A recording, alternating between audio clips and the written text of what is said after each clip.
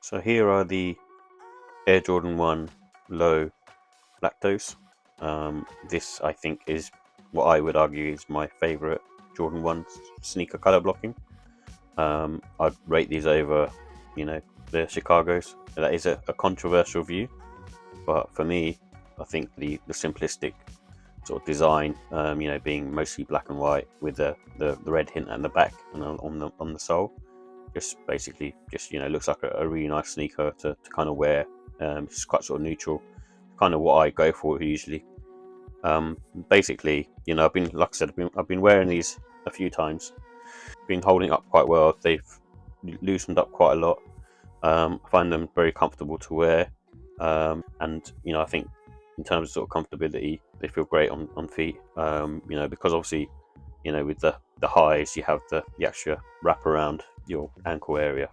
And these, go well with pretty much any kind of clothing. Whether you're wearing sort of cargo pants or jeans or joggers, just find them sort of very easy to put on. Even with sort of smart sort of trousers as well. They go well. But yeah, in terms of sort of the quality, I find the leather is really nice, especially when you wear it more. Kind of sort of softens up, as you can sort of see. They just feel really comfortable on feet. After wearing them a few times, I just think that they've kind of broken in quite well. I put white laces on these ones. I don't know, for some reason on my lows I tend to wear white laces more. I don't know why that is, but on my highs, whatever highs I have, Jordan 1 highs, they all have sort of black laces in them. But with the lows, maybe it's a summer thing, I don't know. But I tend to put white laces in them. These are obviously basically bought myself, and they're not from any other Jordans, and it looks cool as well, I think.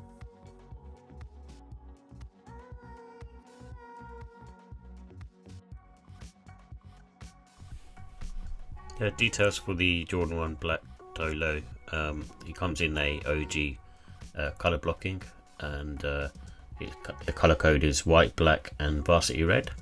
It has a EVA cupsole with an airbag in the outsole, and it's an all leather construction, and the price is £140.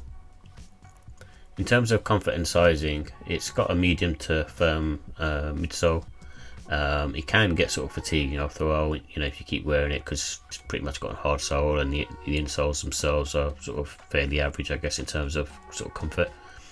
And it's a very sort of flat-footed construction, so you're not going to get much arch support. The wearing time is around sort of, I suppose, 4 to 5 hours. Once you start wearing it in, especially around sort of the forefoot area, it gets a bit looser and generally becomes a sort of easier trainer to wear.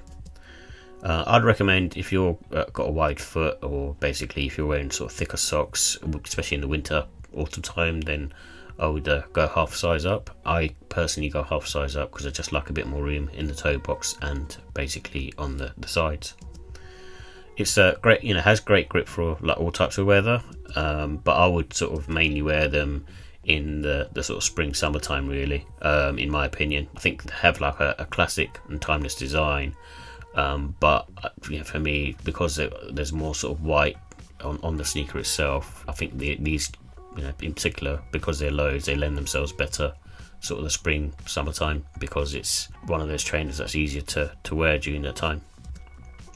I would say they're great for sort of any type of clothing, really. You can get away wearing joggers, chinos, cargos, and also sort of smart trousers with a casual blazer, so they look very cool with any of those kind of outfits, really. And that's probably why they're popular. Best with, in my opinion, especially with the lows, the white and sail laces go really well, but they do come with black and red laces. In terms of the pros and cons, they come with an OG colour blocking. They have a good sort of leather material. It's a timeless trainer. You're not going to go wrong with the Jordan 1, especially a low at this time. In terms of the cons, it's mainly the price. That's, I'm not going to sort of put a con for the comfort, because you get what you get. But the price is kind of a bit steep. £140. It should be lower. I think around sort of the 110 mark is probably good.